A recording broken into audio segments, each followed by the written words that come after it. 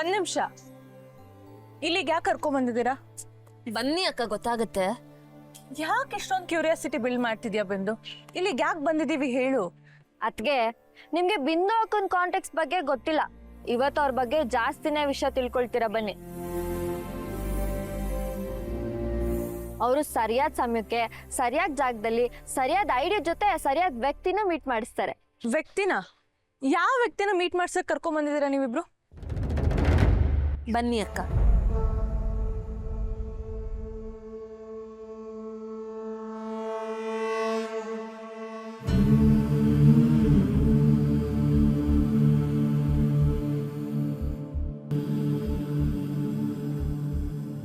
ಗುರುಜಿ ನಮಸ್ಕಾರ.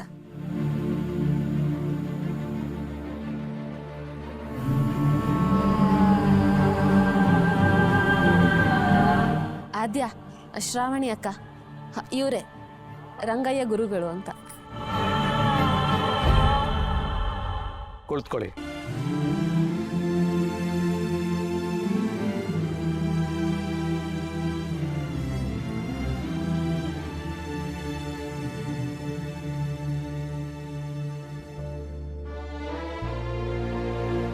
ಅದೇ ಗುರುಜಿ, ನಾನು ನಿಮ್ಗೆ ಫೋನಲ್ಲಿ ಹೇಳ್ದಂಗೆ ಮನೇಲಿ ಏನೇನು ವಿಚಿತ್ರಗಳು ನಡೀತಾ ಇದೆ.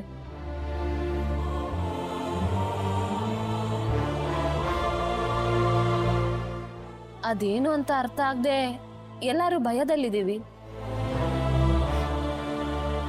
ಅಲ್ಲಿ ದುಷ್ಟಶಕ್ತಿ ಇದೆಯಾ ಇಲ್ವಾ ಅಂತ ತಿಳ್ಕೋಬೇಕಿತ್ತು.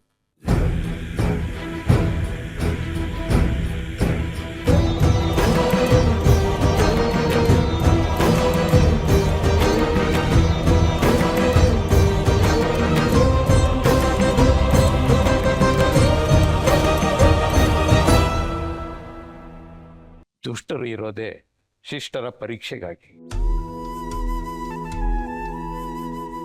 ದುಷ್ಟಶಕ್ತಿ ಬರೋದೇ ದೇವರ ಶಕ್ತಿನ ಅಳೆಯೋದಕ್ಕಾಗಿ.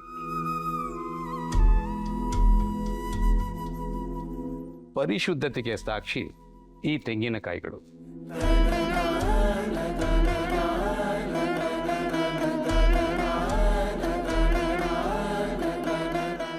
ಎಲ್ಲಿ ದುಷ್ಟರು ವಾಸ ಮಾಡ್ತಾರೋ ಅಲ್ಲಿ ಇದರ ಶುದ್ಧತೆ ನಾಶ ಆಗತ್ತೆ.